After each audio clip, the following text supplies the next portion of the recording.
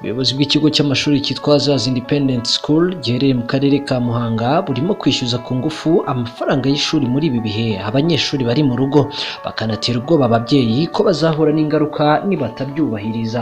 Kuri iki cyumweru tariki 17 Gicurasi 2020 nibwo ubuyobozi bw'iki kigo bwandikiye ababyeyi bo bamenyesha ko bagomba kwishyura igice cy'amafaranga y'ishuri ngo abarimu bahembwe, kandi ayo mafaranga ntazabarwe ku mafaranga y'ishuri muri Nzeri igihe abanyeshuri bazaba batangiye kwiga. Umwe mu babyeyi waganiriye n'itangazamakuru yavuze ko iki kigo kibatera ubwoba, nyamara nta n'impamvu ihari yatuma bishyura, cyane ko ababyeyi benshi nabo bagizweho n'ingaruka z'icyorezo cya coronavirus.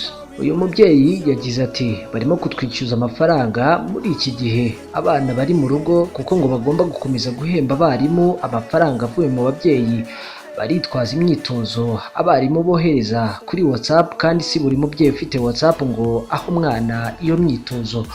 Umubyeyi urera kuri iki kigo kandi avuga ko babatera ubwoba ko utazabikora umwana we azahita akurwa ku rutonde rw'abanyeshuri b'iki kigo. Uyu nguyu nawe yagize ati umuyobozi yavuze ko buri mubyeyi agomba kuba yatanze 55,000 kuri buri munyeshuri bitarenze tariki 30 z'ukwezi kwa gatandatu, ngo nyuma y'iyo tariki abazaba batarishyuye aya mafaranga amazina y'abana babo azakurwa kuri liste y'abanyeshuri b'Ahazaza School. Ababyeyi bavuga ko iki kigo mu ntangiriro z'umwaka cyari cyanabishuje amafaranga menshi kibizeza ko kigiye kwigisha muri gahunda mpuzamahanga izwi nka Cambridge, kandi nabyo ngo ntibyakozwe.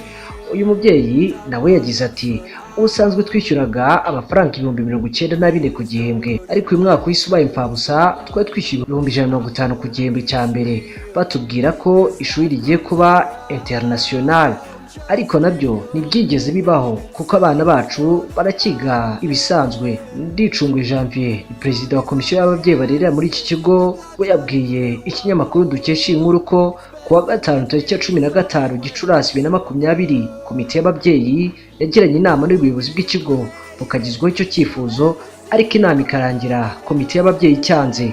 Bagatungurwa n'uko umuyobozi w'ikigo yafashe icyemezo ku giti cye, avuga ko ubu ari kuvugana n'umuyobozi w'akarere ngo agire icyo afasha ababyeyi kuri icyo kibazo. Akanavuga ko nubwo ikigo cyigenga kigendera ku mabwiriza ya leta, ku buryo yumva batazakura abanyeshuri ku rutonde uko bishakiye. Umuyobozi w'iki kigo yabwiye itangazamakuru ko ibyo yabikoze bitewe n'uko hari amafaranga y'igihembwe cya mbere ababyeyi batari barangije kwishyura, asanga yose hamwe ari miliyoni 2.